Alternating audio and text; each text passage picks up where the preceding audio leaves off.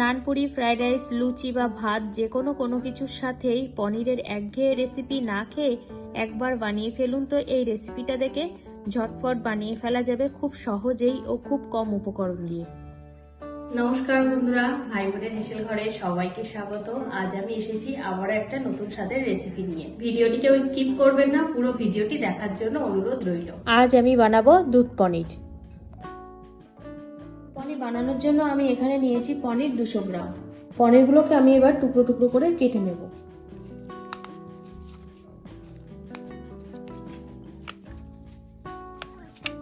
আমি এখানে এইভাবে চৌকো চৌকো করে কেটে নিয়েছি। পনিরগুলো সব টুকরো করা হয়ে গেছে। এবার গ্যাসে কড়াই বসিয়ে দিয়েছি। কড়াইতে এবার আমি জল দিয়ে দিলাম। জলটা ফুটতে শুরু করেছে। এখন আমি এর মধ্যে দিয়ে দিলাম হাফ চামচ লবণ। লবণটা ভালোভাবে মিশিয়ে নেব জলের সাথে। লবণটা মিশে গেছে। এখন আমি এর মধ্যে দিয়ে দেবো টুকরো করা পনিরগুলো।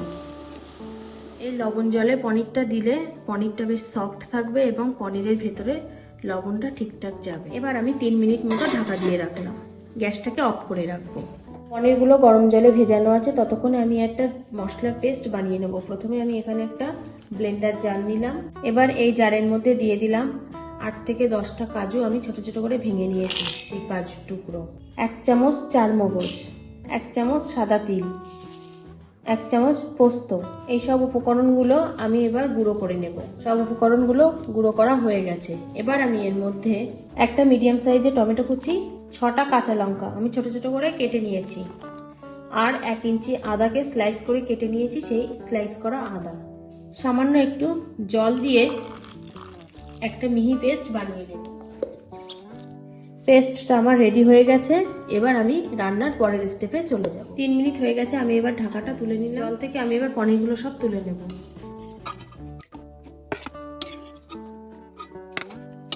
এই যে পনিরগুলো সব তোলা হয়ে গেছে জল থেকে। এবার আমি এগুলো ভেজে নেব। কড়াইতে দিয়ে দিলাম 4 চামচ মতো সাদা তেল। তেলটা গরম হয়ে গেছে। এখন এর মধ্যে আমি পনিরগুলো দিয়ে দিলাম।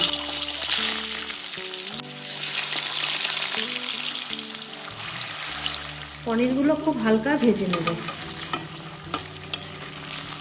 পনিরগুলো হালকা ভাজা হয়ে গেছে। এখন আমি তেল থেকে এগুলো তুলে নেব। এবার এই তেলের মধ্যেই দিয়ে দেবো 1 চামচ ঘি। ঘির পরিবর্তে আপনারা এখানে বাটারও ব্যবহার করতে পারেন। ঘিটা গরম হয়ে গেছে। এখন আমি এর মধ্যে 1 চামচ গোটা জিরে, 2টো শুকনো লঙ্কা আর গোটা গরম মশলা ফোড়ন দিয়ে দেবো। ফোড়নটা একটু তেলের সাথে নাড়াচাড়া করে নেব। ফোড়নটা তেলের সাথে একটু নাড়াচাড়া করে নিয়েছি। এবার আমি এর মধ্যে দিয়ে দেবো মশলার পেস্ট।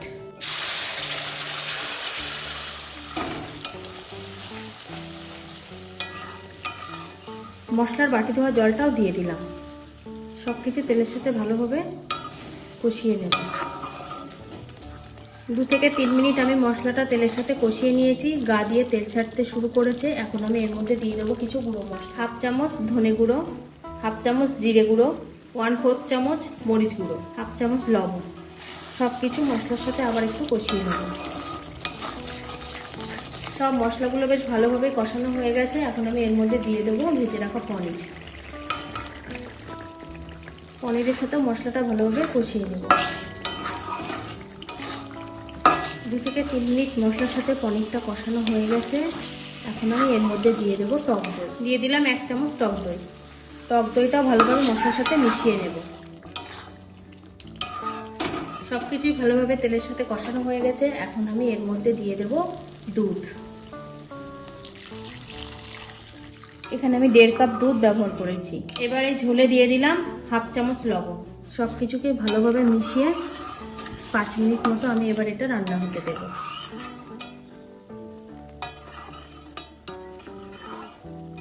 5 মিনিট আমি ফুটিয়ে নিয়েছি। আবার একটু নেড়ে দেব। এবার আমি এর মধ্যে দিয়ে দেবো 1/2 চামচ চিনি। যেহেতু টক দই এবং টমেটো দেওয়া আছে, হালকা টক হতে পারে, তাই জন্য ব্যালেন্স করার জন্য স্বাদটা আমি চিনি দিয়ে দিলাম 1/2 চামচ।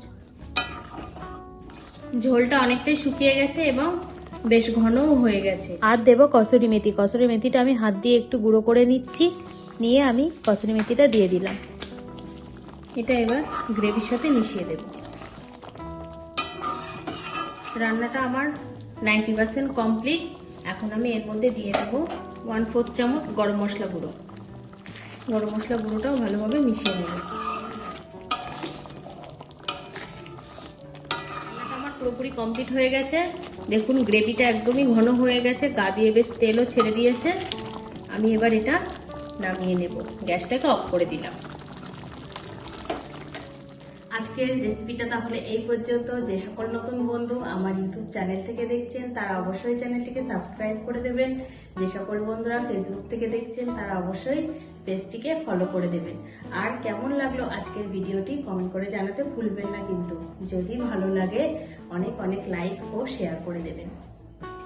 পুরো ভিডিওটি দেখার জন্য অসংখ্য ধন্যবাদ। দেখা হচ্ছে পরের কোনো নতুন রেসিপিতে।